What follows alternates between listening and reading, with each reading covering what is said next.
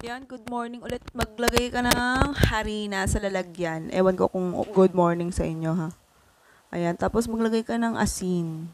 Sunod niyan, baking powder. Mukhang madami, no? Syempre, madami rin yung ating harina. Sunod niyan, ayan, mantika.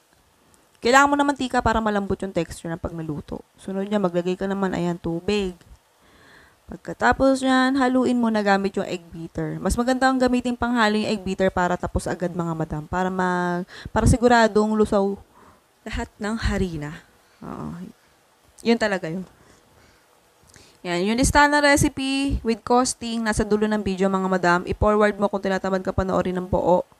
Oo. Kung ayaw mo namang pakinggan yung boss ko, pakibisita ang ating YouTube ng Foodie Par nandoon. Walang boses kong marinig. Ayan. Tapos yung banana saba, 10 piraso yan mga madam, balatan mo. Ayan. Pagkatapos mabalatan, hiwain mo yung bawat isa ng 6 na piraso. Katulad nung nasa video.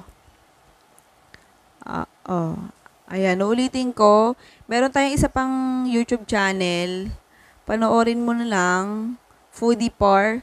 Sa mga ayaw pakinggan yung balls ko, ayaw nandun. May subtitle doon, kompleto yung lahat-lahat. Maliban na lang sa boses ko. Oo. Para sa mga ayaw marinig yung voice ko, doon kayo manood. Ayan. Basta hiwain nyo sa 6 na piraso mga madam ha. 2 pesos yan nabili ko sa palengke. Ay, asawa ko pala. Asawa ko bumili niyan. 2 pesos isa daw. Oo.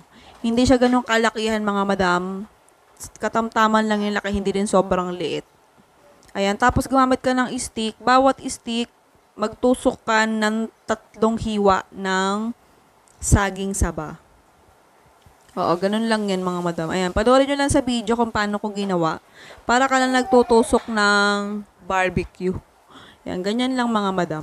Ganyan lang itsura niyan. Ganyan lang kadali. Oo, ulit-ulit tayo. Pagkatapos niya, pagka natusok mo na syempre sa stick, iano mo na mga madam. Budburan mo na o balutin mo na ng harina. Kailangan balutin ng harina yan kasi para hindi dumulas yung butter sa saging kapag babalutin mo na ng butter. Oo, yun talaga yung cost nun. Yung dahilan, kaya kailangan ng budbod ng harina. Ayan, pagkatapos mong madudburan o mabalutan ng harina yung ating saging, ayan, haluin mo ulit yung ating butter na ginawa kanina. Ayan. Tapos ilagay mo na yung mga saging na may balot ng harina. Ayan. Tapos kailangan siguraduhin mo na mainit na yung mantika bago mo iprito yan mga madam ha. Ayan. Kailangan malakas yung apoy, huwag mong hihinaan. Yun talaga yun. Kailangan malakas para matapos ka kaagad. Kasi wala namang kaso dyan kung mahina o malakas yung apoy mo, pero mas maganda kung malakas para luto agad. Ganyan pag mga pang street food mga madam. Pang malakasan ng apoy.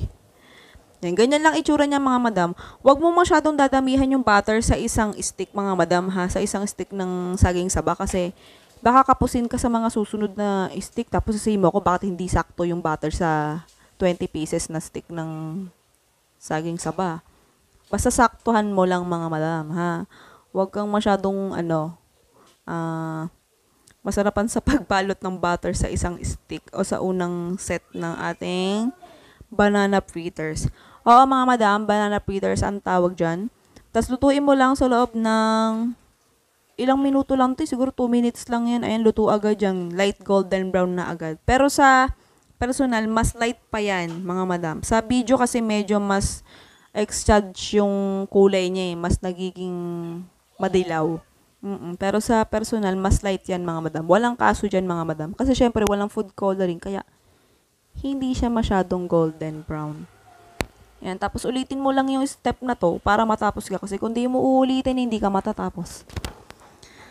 Ayan, ganyan lang. Ingat lang sa pagprito kasi baka mapaso ka. Ayan, sunod nyan, kailangan maganda ka ng isang lalagyan, tapos maglagay ka ng powdered sugar. Yung paggamit ng powdered sugar, optional lang yan. Kung wala ka, wag mong pilitin. Gumamit ka na lang ng brown sugar o kaya white sugar. Pero mas masarap kung brown sugar yung gagamitin nyo. May iba sa lasa, at saka hindi sobrang tamis di tulad ng white sugar. Sabi nung nag-comment ka, mas matamis nga daw yung white sugar. Ayan, makinig tayo sa kanya. Ayan. Pagkatapos yan, ayan na itsura niya mga madam. Pagkaluto, balutin mo na yan, yung ating banana fritters ng powdered sugar. Kasi nga, matabang yan mga madam, matabang yung butter natin na ginawa, yung binalot sa ating saging saba. Matabang yan. Asin lang ang tinimpla dyan, walang asukal. Kaya, kailangan mong balutin ng powdered sugar. At saka, kailangan matabang talaga kasi nga, matamis ang powdered sugar. Kapag kinain mo yun ng isang set, matamis. Hindi mo akalaing walang asukal yung ating butter. Yan. Pagkatapos mo balutin, kailangan maghanda ka na ng ating paper plate. Yung paper plate na sinasabi ko dito sa video, katulad nung nakikita nyo, yung mga ginagamit sa mga nagtitinda ng tuhog-tuhog.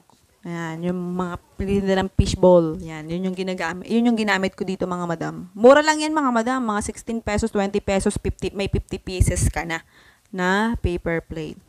Ayan. Tapos maglagay ka lang ng isang banana fritter sa bawat isa ng ating paper plate. Ayan. Yung paggamit ng paper plate na to, kartehan lang yan mga madam. Pwedeng hindi ka na gumamit niyan. Optional lang yan mga madam. Kaya pwedeng makamenos yan sa inyong puhunan. Ayan, ulitin ko. Ang pangalan ng recipe natin na to, banana fritter. Sa mga gustong subukan to, sa mga gustong tikman, sa mga gustong gawing merienda, at sa mga gustong gawing itinda.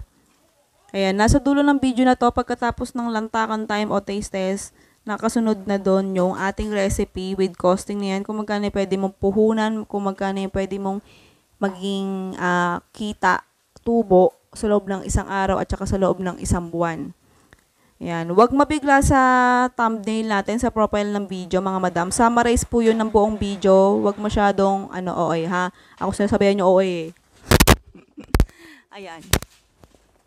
Goodbye.